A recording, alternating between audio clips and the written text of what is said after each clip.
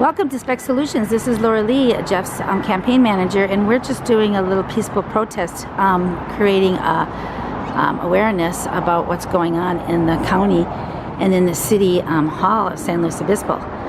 They are being incompetent because they took a political statement and they that went out with the ballots to explain the different candidates' position on things, and they left people out. They made 12 mistakes to be able to.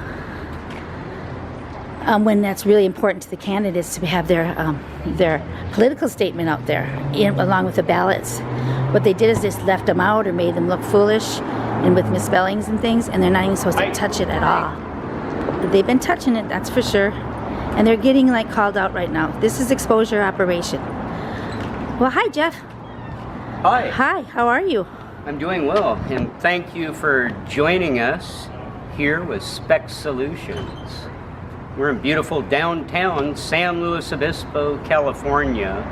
We're in front of the Government Center, where the Board of Supervisors meet. And you have the courthouse directly across the street here, as you can see. And what we're doing is, we're having a protest today, and we're calling out the incompetence. We need to call it what it really is, folks. This is complete incompetence that we see going on within the clerk's office, and it goes far deeper. It is the administration. It is our county administrator, Wade Horton, and our county council, Rita Neal. These are the real culprits here, folks. If you look at every single department that is poorly run, all of these departments, they share something very, very much in common. They all have the same boss, Wade Horton and Rita Neal. Our county administrative officer, Wade Horton, and Rita Neal, our county council. Wade is the manager of the county, and Rita is the attorney for our county. Are these non-elected officials, is staff doing their job? I don't think so. Look no farther than the mentally ill that we have wandering the streets. These people are screaming at things that simply aren't there. They're screaming for help. Are they getting the help that they need? Well, no, they're not. They wander the streets forever. We hear about we are going to address this situation. Well, we've been addressing it for 10 years. It's getting worse. How long are we going to address this situation? It's time for action. And this is what we're not seeing. We need accountability. And we're not seeing it here across the map. We're seeing a lack of responsibility. They're ignoring what blatantly is going on before their eyes. We have a chronic homeless problem here. We at this point have a chronic mentally ill population wandering the streets, a danger to themselves and or others. We can't seem to find any remedies. Are we even looking for these remedies? How long are we going to talk about it before there is action? Something that is very important. In order to have action, these items must make it onto the agenda.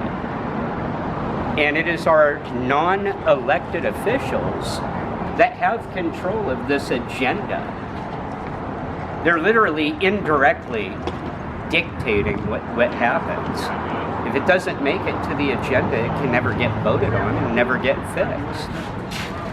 It takes 3 of our elected officials to be able to place items on the agenda, whether you are on the Board of Supervisors or just mayor and city council. It applies both ways. We open at 9, but we need our policy where the chair alone can place important items on the agenda, like here with the Board of Supervisors, or 2 Board of Supervisor members, 2 supervisors. or the mayor alone in a city case, or 2 city council members. But our elected officials need to be calling the shots here. They need to be doing the directing, and they need to have control of the agenda. The way to do this, we have 3 of our supervisors demand it be put on the agenda to do exactly what I'm talking about.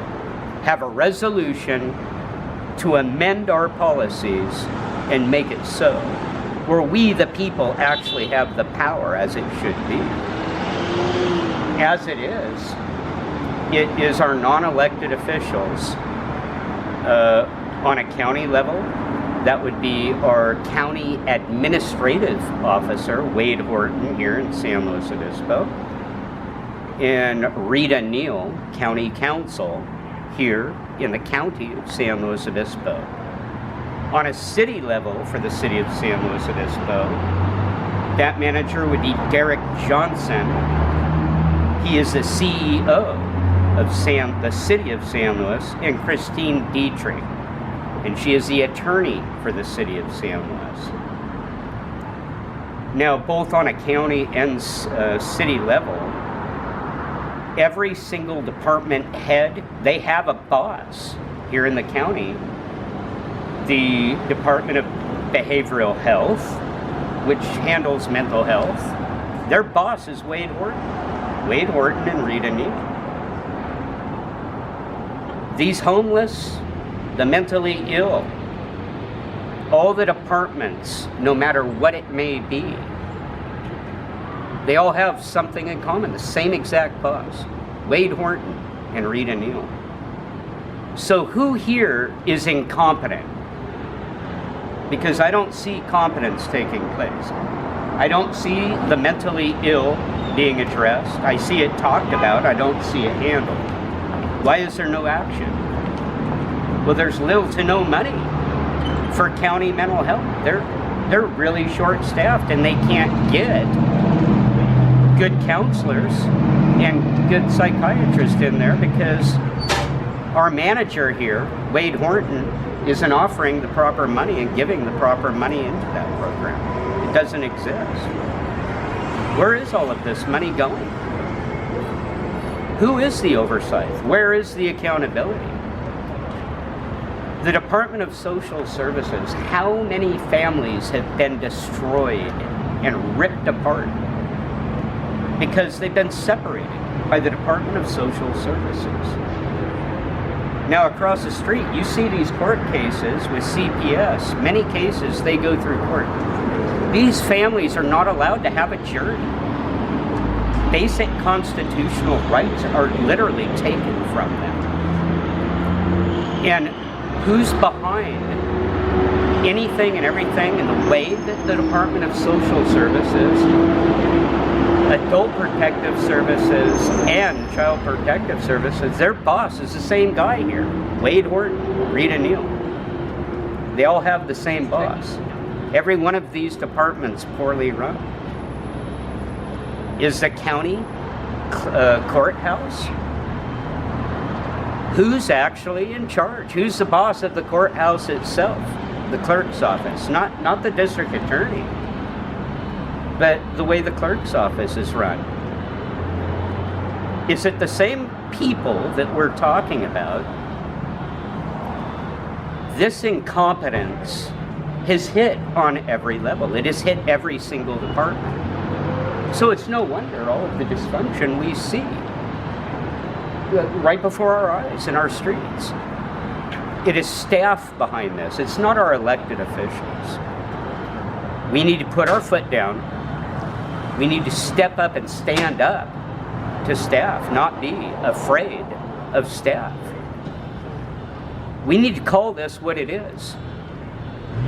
Incompetence. Complete incompetence at the highest level. And we as people need to bond together in our community to make our community safe. That's all there is to it.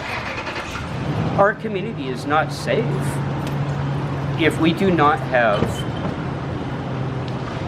staff if we do not have our elected officials seeing to it that we have good staff, healthy staff, staff that is working on behalf of we the people, protecting we the people, protecting families, keeping families staying together through the Department of Social Services.